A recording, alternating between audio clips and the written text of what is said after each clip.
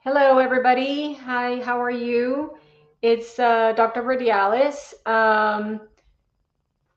I am going to continue. I know I was meeting up with a group of people earlier talking about stem cell therapy in general. It's a lot more complex, going over questions, going over different things. I'm going to try to invite Dr. Nadia on board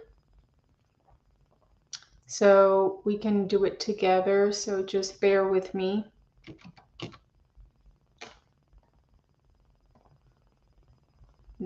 Alrighty, didn't want to do it. Okay.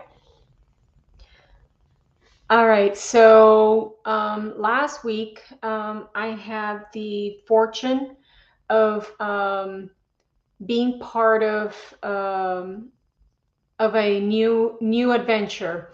Okay. So I had the fortune of um, having experienced stem cell therapy myself. I did post a video earlier as we were doing it and going over some of the questions. And I'm just trying to get. Mm, doop, doop, doop, doop.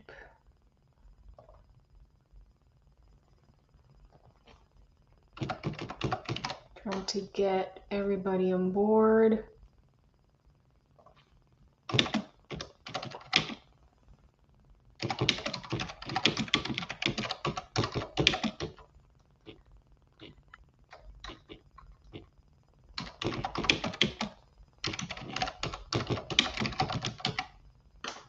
Mm. All right. So if anybody has any questions that were not answered, you can pop on it right away. Let me try this again.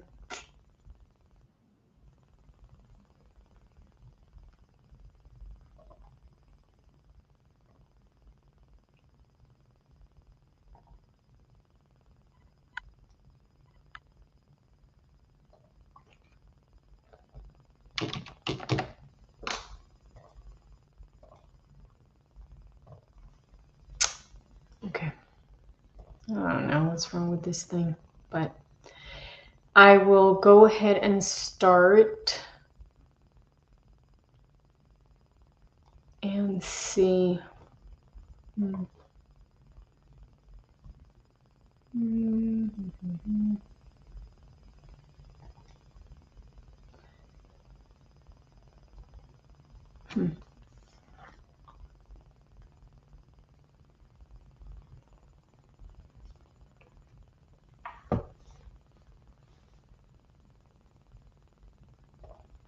Okay.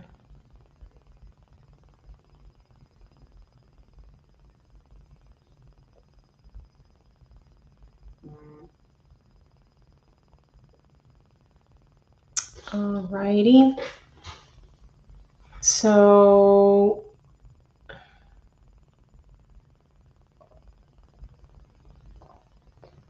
okay.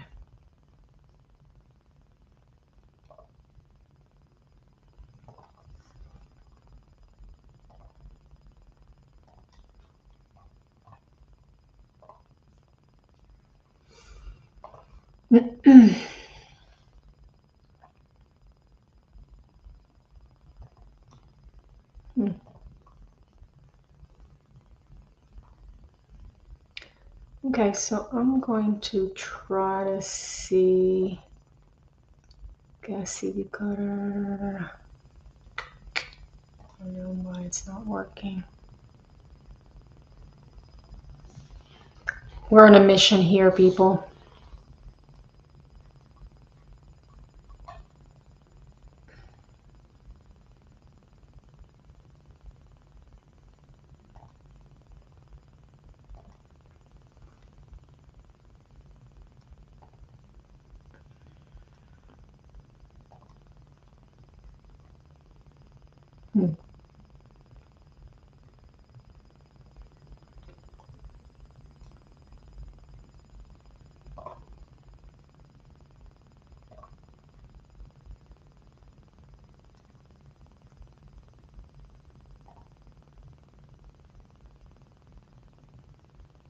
Okay.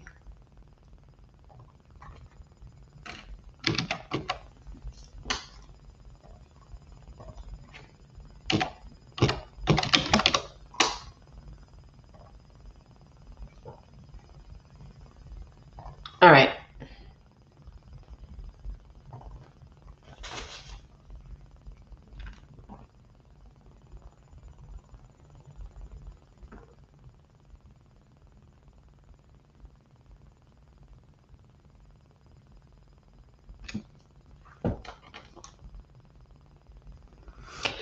All right, so in the meantime, we're trying to figure out if I can get my partner on this meeting. Otherwise, we will go ahead and start. So, for those of you that don't know me, I am Dr. Verdialis.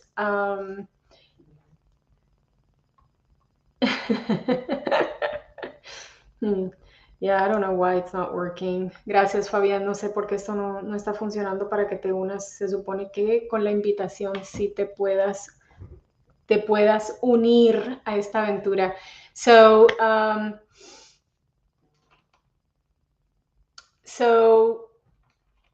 last week, I had the great opportunity of having stem cells therapy myself. I've been researching for a while. I was not fully convinced with the science. I did have questions. A lot of you have the same questions that probably I had. One, okay, this is something foreign to me. Am I going to have a host graft reaction? And no, that doesn't happen. And the reason it doesn't happen is because they use placental or cord, the jelly from the umbilical cord to get these cells. If you think about what the research actually started with embryologic and fetal tissue, and that poses a challenge in itself, ethical challenge. But aside that, a fetus is actually a foreign object to the mother. So if you think about what the placenta does, the placenta, it is the natural protectant of the fetus to the mother immune system. So the fetus will express its natural signature proteins that identify itself as foreign, and it would be attacked by the mother if there was no placenta to protect it. So if you take the stem cells from the placenta does not express a distinct signature in its cell membrane. Therefore, it does not cause that host graft reaction that you could be afraid of. The second question that I have is, I'm going to have foreign DNA in my body, and yes and no. Okay, I did have this question by some of the ladies. Okay, so you're putting this stem cells and they're going to be part of my ovary, and suddenly my baby's not going to have my DNA because the eggs produced are going to be somebody else's DNA. No, that's not the way it works. It is known that stem cells last X amount of time depending on route of entry to your body, foreign stem cells. They're both animal studies and human studies on this. If they're an IV transfusion, is 7 days. So the stem cells will have 7 days to go ahead and heal it. If it's like intrathecal or into the bone marrow, into the bone, it's 14 days. Intraperitoneal is 21 days. But at the end, these cells will just cause a transient, healing process in your body, and they will die off. So how exactly does it work and what this is all about? I like to think of it, and for those of you that are into this type of science, and for those of you that have heard me before, I'm very familiar with the PRP therapy, which is a lot more commonly used in the United States. Stem cell has very limited FDA approved applications. So the PRP is yours, and it's not really alive. It's just your natural beacon of emergency signal for your body to heal. So we're harvesting it, we're putting it where we want it, and causing that reaction of heal, heal, heal. However, your natural stem cells and your basal cells that are kind of more differentiated stem cells are first year age, and they've been exposed to the same conditions that created the disease or the situation that you're trying to reverse. So the healing capacity is going to be a little bit more limited. Okay. Um, so it's like having somebody have a heart attack, right? Something, drastic, and you need an outside source of electricity. That's why people get pumped with the pedals, with the paddles, um, to get it, kind of going again. So the stem cells work kind of like that, where they come in, and by different modalities, they reprogram the cell. They secrete certain things that will create a better environment to the cell, turn on different genes in that cell, and stop programmed cell death or apoptosis. All right. So, in a nutshell, they're kind of your, outside source of energy to get, your own cells up and running again and cause that anti-aging healing effect that you cannot cause completely on your own. And why did I personally go explore this? I work primarily with fertility patients, and I noticed that with BRP, you get improvement on everybody, okay? But it's just a little improvement.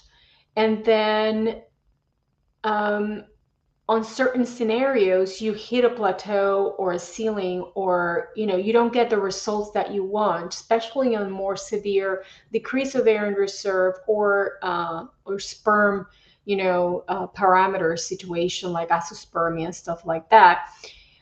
The stem cells could provide that extra source of energy and healing to kind of take that person to the next level. Okay.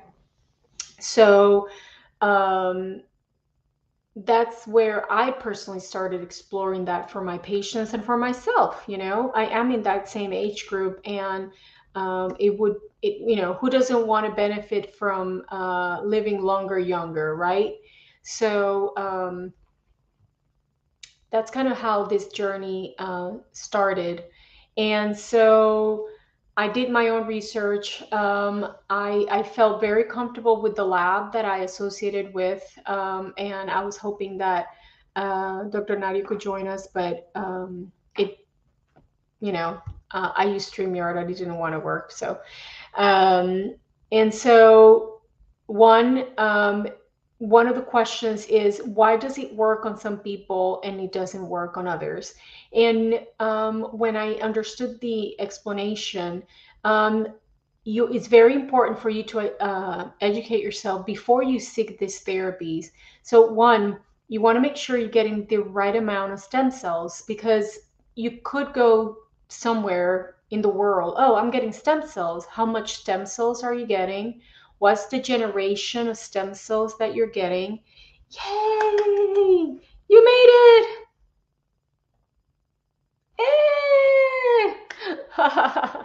Awesome. So, what is the stem cell? Make sure that we can hear you. You need to, tiene que quitar el mute abajo. Okay? So let me see. There you go. Nope. Ahí, perfecto. There Lo you go. logramos.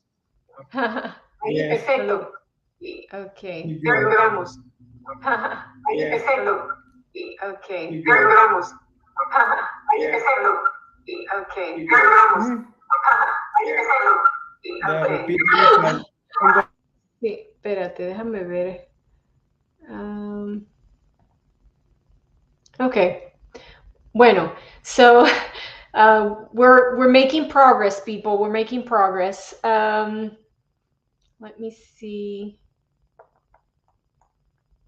Why does it do that? It's like feeding itself.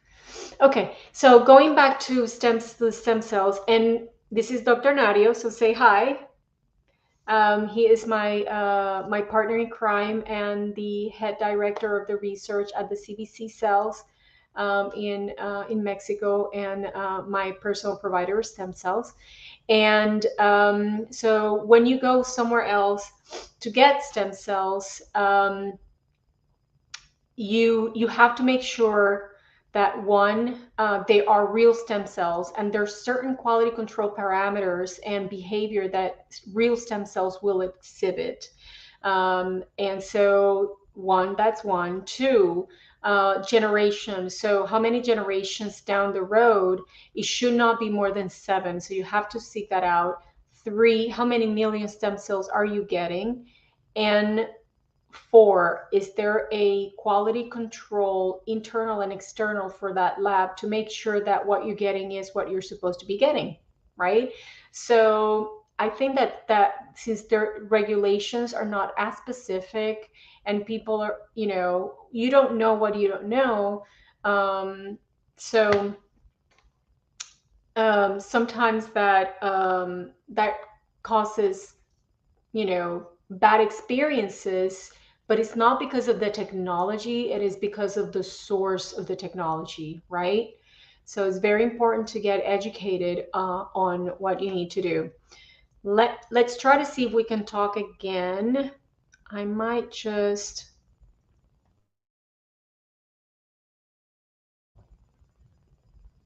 Okay.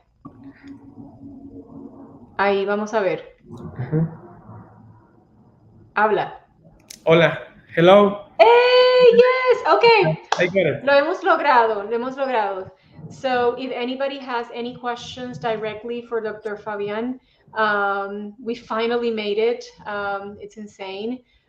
Just feel free. You can message me through Messenger. I know that some people wanted to stay private, and you can definitely message me through Messenger, or message somebody that messaged me or whatever. So going back to the stem cells,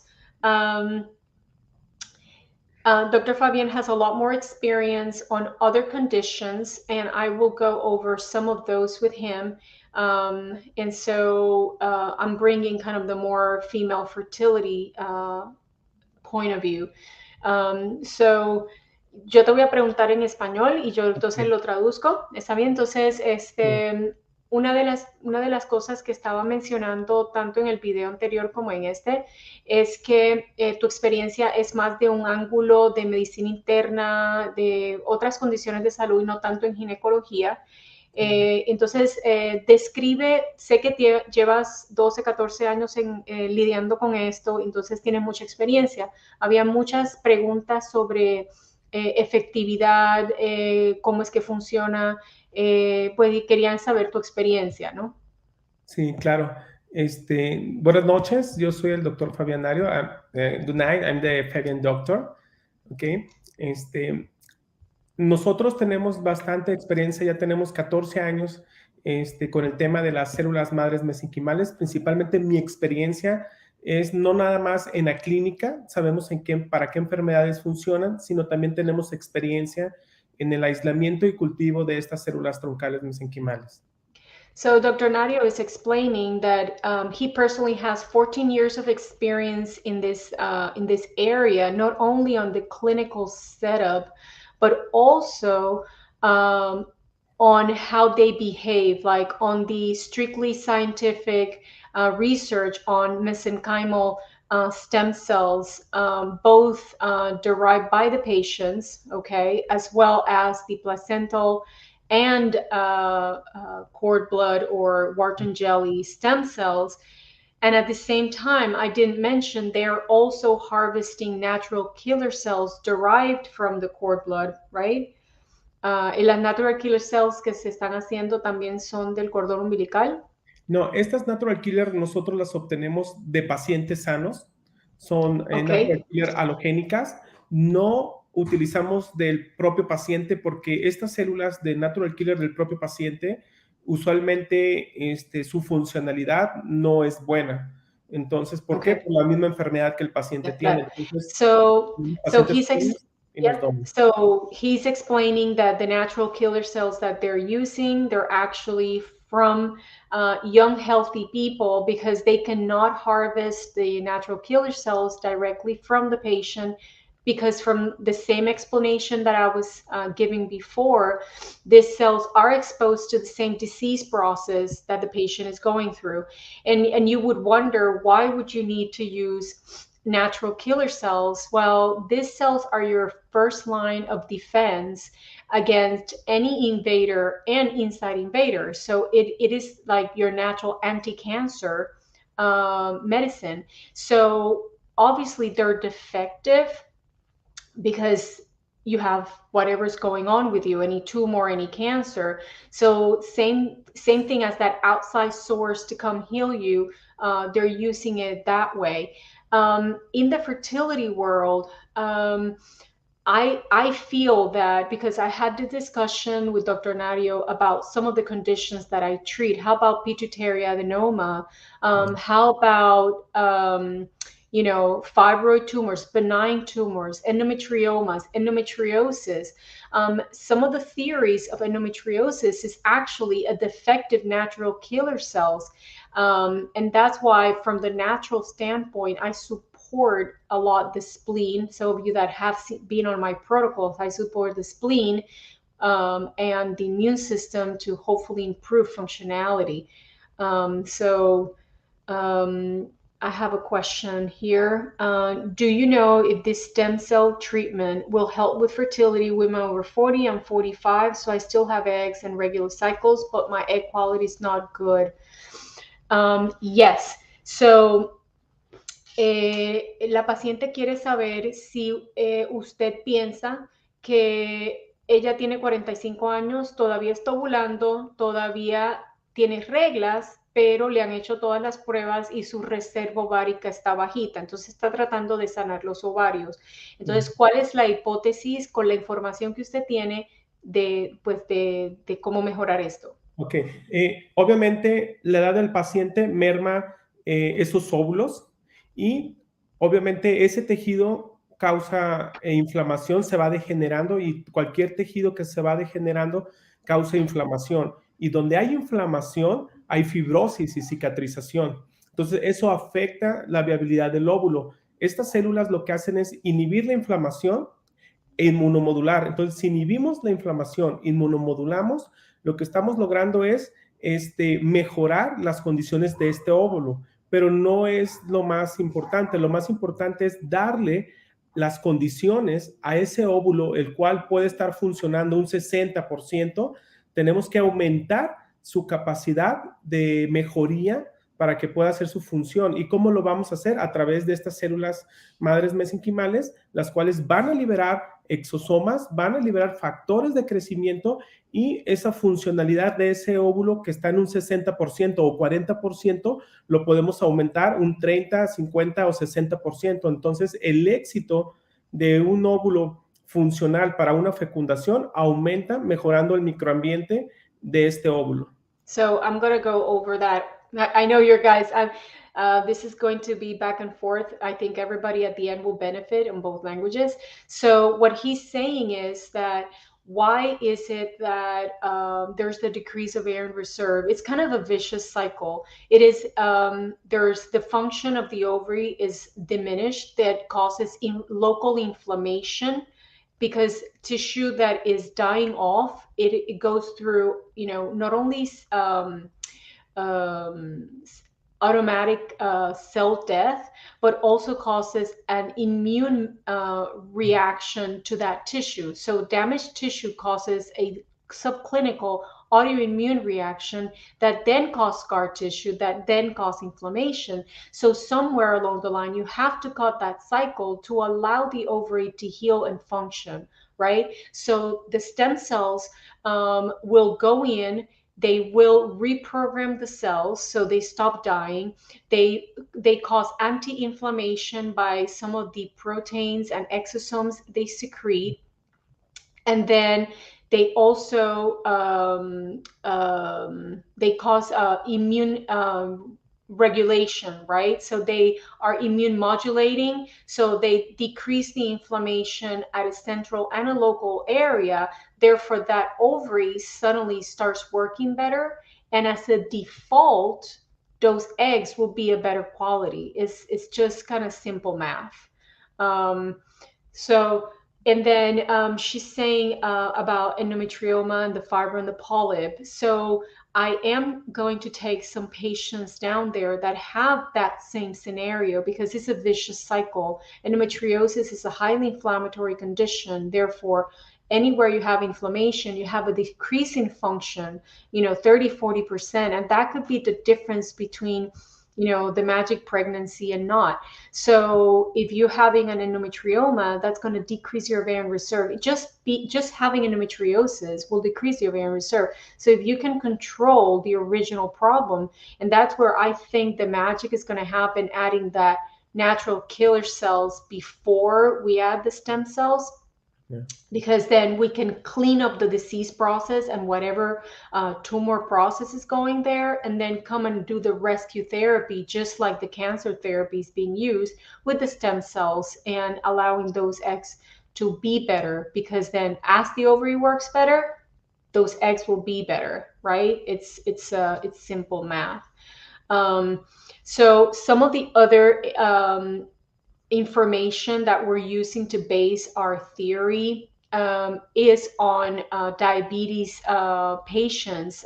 We were talking about how there is some tissue regeneration and healing on diabetic patients. Dr. Venario was telling me as we were going through this adventure last week on reversing renal damage from diabetes. So if they're able to reverse damage from diabetes on the kidneys, they're able to reverse damage in the ovaries. They're able to reverse damage on the uterus. I actually found a paper on Asherman's and stem cell therapy to reverse damage in the uterus. And that's another big, big thing that I encounter. It's extremely hard to treat.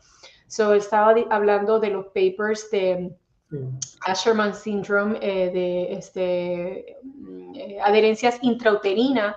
Hay unos papers en China hablando de potencial usos de células madres en sanar esos úteros, en sanar ese endometrio para que no se vuelva a pegar. Además de la diabetes y la mejoría a nivel renal y del órgano, ¿qué otra experiencia? Sé que me había hablado algo del hígado. Sí, básicamente las células funcionan en ciertos órganos y tejidos. Básicamente sería en insuficiencia hepática, cirrosis, parte de hígado, en páncreas, pancreatitis y preservando las células beta, principalmente en diabetes tipo 1, en diabetes y sus complicaciones. Mejora la tasa de filtración glomerular en pacientes ya con insuficiencia renal, neuropatía diabética, evento vascular cerebral, en isquemias, infarto agudo de miocardio. Entonces, estas células funcionan mejorando la función de cada uno de estos órganos, pero es muy importante que la persona quien vaya a recibir este tipo de tratamientos se tiene que tomar estudios de laboratorio, evaluar su historia clínica y en base a eso podemos hacer un plan de manejo individualizado para posteriormente comprobar la mejoría clínica, no nada más con signos y síntomas, sino también con estudios de laboratorio. Entonces los tratamientos tienen que ser personalizados y en base a eso se hace un plan de manejo y podemos ver las expectativas que puede esperar el paciente con este tipo de tratamientos. Yes. So he's saying that there's data on healing type 2 diabetes and type 1 diabetes. If you think about type 1 diabetes is autoimmune, so it helps protect and heal the pancreas, protect the beta cells from autoimmunity. So, I know that we had discussed the importance of both these cells on autoimmune disorders. So type 1 diabetes is one of those scenarios, but also on like damage to the heart, damage to the liver, even on cirrhosis, causing reversal and healing of the liver. And like I had mentioned before, function of the kidney and all the filtration and all the properties. So autoimmune. So I have another question. So I have high blood natural killer cells and a deep Q alpha match to start with. And I have been advised to have immune protocols to suppress NK cells to promote implantation. So you're saying AK prior to stem cell would improve egg quality. Does this suggest you would increase natural killers prior to stem cells and do a freeze all? Okay. So actually what we were talking and I was describing before and Dr. Nadia was saying is that each case is very individual, right? So natural killer cells will not be necessary on everybody. So I'm talking about people that have natural killer cell deficiencies or tumors, okay, which is a sign of natural killer cell deficiencies, to use that therapy on fibroids, polyps, endometriosis prior to the stem cell. If you're having a hyper, right, a hyper reaction of your natural killer cells, you do want to somewhat suppress them. And the stem cells will do that by themselves because they're immunomodulating and anti-inflammatory. I also want to say about the exosomes, even though the buzzword is stem cells, there's a lot more going on in the cell therapy. That is the new science that's coming out within regenerative medicine, because there's the exosomes, all right? So exosomes are actually vesicles created by stem cells that have microRNA and some of the signals, some of the proteins to cause the paracrine effects.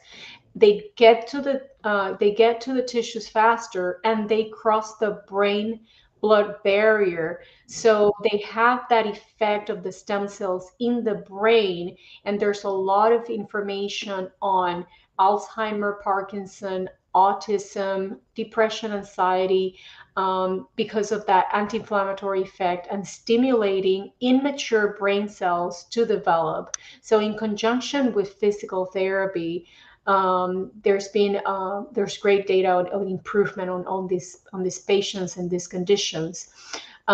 So this is not, and that's where I want to emphasize, this is not, a Walmart of stem cells. That's not, and this is not the cure all. This is another tool in the toolbox as part of your treatment protocol to improve results.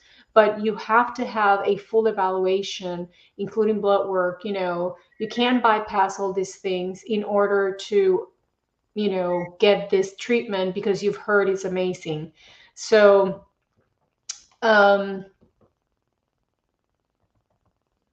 again, if anybody wants to talk to me directly about your case, feel free. Si alguien quiere hablar de su caso, puede contactarme directamente. Evaluamos cuál sería la mejor terapia, la cantidad y los otros componentes de su protocolo. So the other components of your protocol as important as potential cell therapy. Also, you want to provide the body, so the stem cells don't really bring nutrition into the mix, right? So here you have the outside battery with the signals, and you have the signal. Well, you have to provide your body the raw material, right? The raw material to heal. So as we do stem cells, we do IV infusion with vitamins. We do the peptides, which is kind of a combination of proteins, amino acids, and some pre-hormones derived from the placenta to provide all those building blocks for whatever you're trying to accomplish in the healing process. Okay, so I'm going to go over my personal experience. With stem cells. I'm a fervent believer that I'm not willing to do it on myself and my family, then I should not recommend it. And Dr. Fabio agrees. He was saying that he has his own stem cell transfusion every month. And so he's a fervent believer, right? You should wonder when somebody tells you to do something, but they won't do it. So I did not know what to expect, because there could be a healing crisis. I had 100 million stem cells IV, with 10 billion exosomes and 600 milligrams of peptides, and the vitamin C and complex B going at the same time. I was feeling a little, oozy.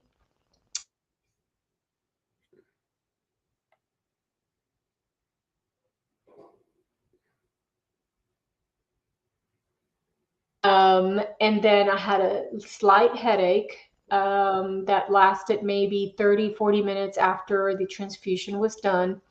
Then my left ankle, which I had broken twice at 19 and 40, kind of flared up, and my hips. So considering I delivered 5 kids and one of my deliveries was traumatic, I'm not surprised either. So, and then the experience from the other 12 people that went with me was very, very similar. One of the ladies has endometriosis. She had an IV infusion and not directly into the organs. So she did have a little bit of like flutter and cramping around her pelvis. We had a kid, a 16-year-old kid with cerebral palsy from a hypoxic, so lack of oxygen at 4 months of age due to meningitis. He was the more severe reaction, and I'm not surprised either. He did have a headache and ended up having nausea and vomiting, which resolved within a few hours. I have another question here. Are the stem cells for yourself? You mentioned placenta. So you can do stem cells from yourself. However, it is not recommended. Or you can, you're going to get some benefit, right? But after discussing the benefit of using placental stem cells, I went with the placental stem cells. If for religious reasons or personal preference, you choose not to have placental stem cells, the lab can create your own. They do it from fat, and then it takes 4 to 6 weeks to have it ready. The yield is not that much because, again, they're older stem cells that have been exposed to a lot of whatever toxicity you have been exposed to. So the yield is not the same. So, they can't promise you 100 million stem cells from your own stem cells, but they do take 4 to 6 weeks. So going back to the explanation I was going to, I did do direct deposit, direct injection of stem cells on 4 beautiful ladies at the ages 40 to 50. We did 100 million stem cells IV with the vitamin infusion, the exosomes, the peptides IM in intramuscular. And we did another 50 million intraperitoneal with PRP, and then we did intraovarian with PRP at the same time. They all did great. They did have some cramping, which I'm not surprised. That resolved within 48 hours. And we are all like crossing our fingers for spontaneous pregnancies because they had no tubal occlusion, and we're repeating labs and baselines in 4 weeks. So can stem cells IV from others lead to anaphylactic reaction? No, that's what I was explaining. So your cells will have your signature, okay, as an individual. And that signature is expressed in different surface proteins, all right? The stem cells are derived from placenta, and placental cells are designed not to express a signature because its function is to protect the fetus, which is a foreign individual, from the mother's immune system. So those cells will not elicit a host versus graft reaction. So it will not do any reaction at all. The other big question is, oh my God, I'm going to have foreign DNA in my body and it's going to be incorporated to my cells. It's going to be incorporated to my eggs. That does not happen. The main function of the stem cells is immunomodulating, anti-inflammatory, and it causes a paracrine reaction. So it kind of reprograms the cell. It stimulates the cell to heal and stops cell death. Okay, that's kind of how it heals. And then it causes the inflammation to go down, the fibrosis, the scar tissue to be resolved by your own body. It is known from animal studies, mostly animal studies, but some human studies, that there, like I was saying before, there are different time frames of the life of the stem cells in your body. An IV transfusion is 7 days that those stem cells will be in your system, kind of doing what they do. If it's into the bone, it's 14 days. Intraperitoneal is 21 days. And that's the reason that on my fertility ladies, I did do all of it, okay? Because I want them to get pregnant. That's the whole thing. I want them to reverse their perimenopause and the low ovarian reserve, and improve the full functionality of their reproductive system. Okay. Well, very good. Thank you for everybody from joining us. If you have any questions, you can reach me through my Facebook, Maribel Verdiales. And I will be keeping you updated on how everybody from that particular group feels. Muchas gracias, doctor Nario, para finalmente poder hacer esto. Y por todo el trabajo que ha hecho. Me pregunta aquí del costo. So, because I believe, and Dr. Nario believes also in integrative, the cost of, so you have an idea, it depends on the packages or how many stem cells. 100 million stem cells with 10 billion exosomes and 300 milligrams of placental-based peptides. It's $2,800 or 53,200 pesos mexicanos. And how far in advance do you have this done before getting pregnant? Retrieval, I would do it at least a month before. And the name of the clinic, you have to reach me first. My clinic's name is Restaura Health, and we are actually joining forces and rebranding as Restaura Cell Health. So it really depends if what is it that you need. Is it fertility? Because then it would go through CNY, and then if it's not fertility, it would go through Restaura Health in the US, and then down to Restaura Clinic in Mexico, where it's a team of doctors, including Dr. Nario, that will be taking care of all of you. There was a question of safety from the group that went. There was no issues. We all stayed in the same hotel, which is about 15 minutes from the clinic and the hospital. It's very safe. At the end, everybody was just walking around their restaurants and stuff. One of the ladies felt great, and the next day she was on a mission of getting cheap IVF meds. So she was fishing through the city where we were at for getting cheap IVF meds. I